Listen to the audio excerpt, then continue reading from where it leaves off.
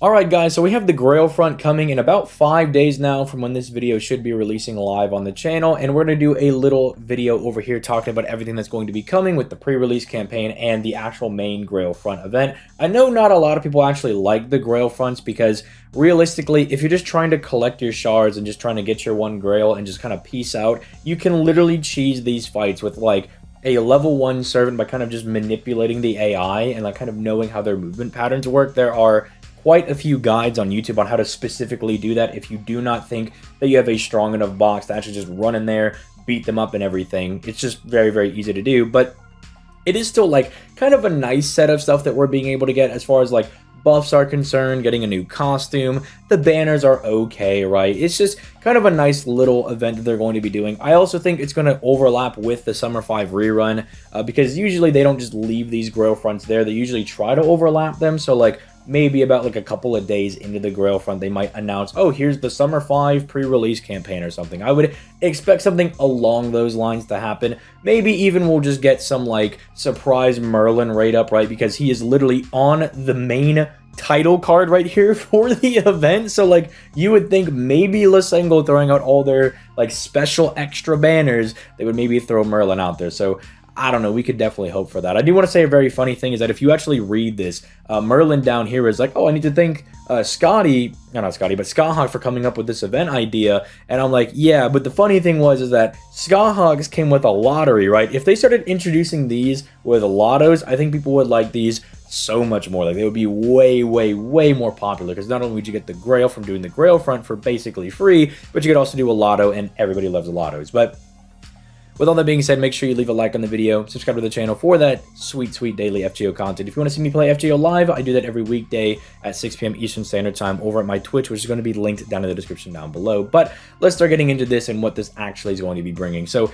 if you have not kind of gotten into the pre-release campaign stuff, there's not a whole lot going on here. I already did a video breaking down these skills. They're all very strong, right? They're all very good for all three of them, especially like Ozzy's. Ozzy's is going to combine very well with an NP upgrade that he's going to get in the future, so he's going to be a very, very strong servant. They're all on rate up.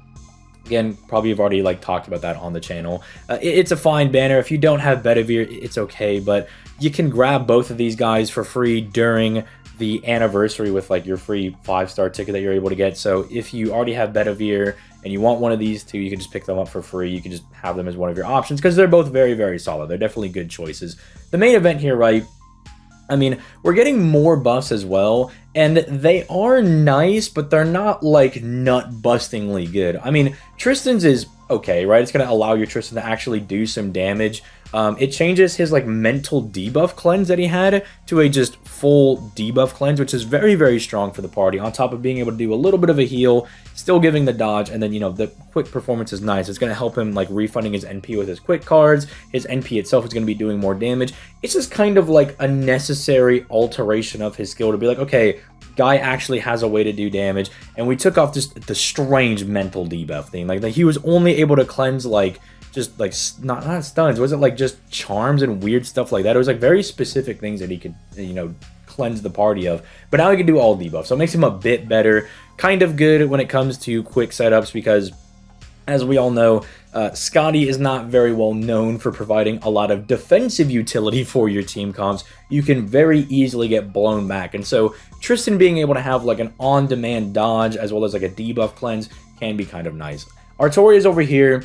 It still kind of just makes her a one-pump chump, but a very strong one-pump chump at that. Because instead of extending this to 3 turns, or maybe 3 attacks for 3 turns, which I really would have liked to see them do, so that you could try to use her as a farming servant, because if you have her at NP1, it can be a little bit difficult to use her as a farmer. But I guess they still wanted her to just be like a really big wave clearer, right? If you just need to absolutely smack somebody, the skill does help her out a lot because evil and chaotic people are somewhat common, right? You'll probably encounter them in like some farming nodes, right? So you can get some value out of that. There's also like bosses if you just need her to like break a break bar, I suppose, or like clear the first wave of enemies and maybe crack the small break bar that the bosses have at the very beginning. You can maybe find some value for that because, again, not bad damage mods, but, you know, they're nothing like insanely busted. They're just kind of like, okay, these are like nice little buffs that they're getting. The thing that I'm most excited for is that the Memory of Treefoss outfit is going to be coming back into the shop, which is going to be very, very nice, because for some reason, I guess I just never got the costume. I went way too Hamtaro farming the raids for Apocrypha and just never got Mordred's costume. I don't know how I did that, right? I do not know how I messed up that badly that I never got the costume, but I was just farming the events and getting all the QP and everything. So I don't know if you're like me and you just missed out on that. This is going to be a great chance to go ahead and get that costume, which is going to be very nice. Other than that, it is just like Grail front as per usual. You're going to be going through fighting all these guys. Again, you can have some fun if you want to run through with your your guys and just like try to fight them head to head. That can be fun, but again, as you kind of go along, there start to be like more and more servants with more and more gimmicks that becomes less and less ideal to go ahead and do. So again, you can just cheese the AIs by just like having your guys manipulate their movement patterns. So if you're worried about not being able to do that, don't worry, you can just go beat them. You don't have to go beat them up. You can just walk around them and beat up Merlin if you want to do that, if that's your forte. Now, the summoning campaign, if you like the Knights of the Round Table, it's real nice, right? Because you got all the knights over here. I don't know why they didn't just slap Bedivere on here as well. It almost makes more sense to put him over here and then like shift the buff that he got right here to be with the other knights. I guess they kind of knew that, like, well, because this is like not limited servants, these two, like they're story lock. Actually, I don't believe Ozzy's even story lock, just because they're like normal servants. They're like, oh yeah, we'll just throw like the story lock 3-star over here, and that'll be the appeal for this, because Bedivere is still really good, especially after his buff. But I don't know, like this, I shouldn't have to tell you guys to like not go for the banner, because again, you can scoop these guys up for free. If we get another 4-star ticket, you can scoop these guys up for free over here as well. And so it's just like not that big of a deal to go on this banner, especially because like if you're gonna summon on something, the Summer 5 rerun, it does have Kiara on it, and Kiara is still really good. The Summer Kiara, let me clarify before someone's like, Alter Ego Kiara is gonna be on there. I'm like, oh, hold on, whoa, let me clarify. It is the Summer Kiara, right? She's going to be on there, and she's still relatively solid with her like skill ranking up gameplay. You can still use her as a looper and everything. You can still use her for a lot of that really good stuff, and you're definitely way better off going and summoning on that banner than you are on this, because again, like I said, Lancer Artoria, if you're wanting to use her as, say, a buster farming servant, she's going to struggle a little bit because she just doesn't really have the damage, especially at NP1, because of the fact that she has that 1-turn buster buff, right? Like, just the fact that you can't carry that for all 3 nodes can be very, very difficult. The 50% battery is nice, but they're definitely going to need to give her something in the future to help her out with that. Mordred is fine, right? Like, she's just kind of like the other AoE Buster Sabers. Like, she's not as bad as Arthur, but she's not quite as good as Artoria. Like, she can't hit those same highs as terms of like damage, unless like you have the damage mod, but you're not really finding that damage mod all too often. Like, it's kind of not common, but not infrequent. It'd be more like rare, I guess is how I'd say it, for you to find that. But then she's also just not going to be as good as someone like Altera, because Altera gets a battery, and that makes Altera really, really good. Then, like, I like Lancelot as much as the next guy. He's one of the guys that I really like using, but if you only have him at NP1, he's going to kind of struggle for some damage, right? Like, I only like my Lancelot because I have him at NP5, and that dude absolutely, well, I was going to say cooks, but he's all right at NP5, right? Like, I don't remember using him at, like, NP1, but I imagine it was an absolute nightmare to even secure kills with that guy. Gawain is okay. Like, you can use him to clear some waves, but you probably have a better option. Tristan still has like the annoying thing where he can like seal his NP, and yeah, you do have like the debuff cleanse now, so you can get rid of that, but if you're in a challenge quest, you might not have that up at the same time as like the NP battery, so you could still get caught in some very annoying scenarios. It's just like not a premium, really good banner that you want to be spending your Saint Quartz on, right? You don't want to be going on this banner. You want to be trying to go for some of those better limited servants, or just waiting until Lost Belt 6 comes out, because then you just have a plethora, a smorgasbord of really broken OP servants that are coming out.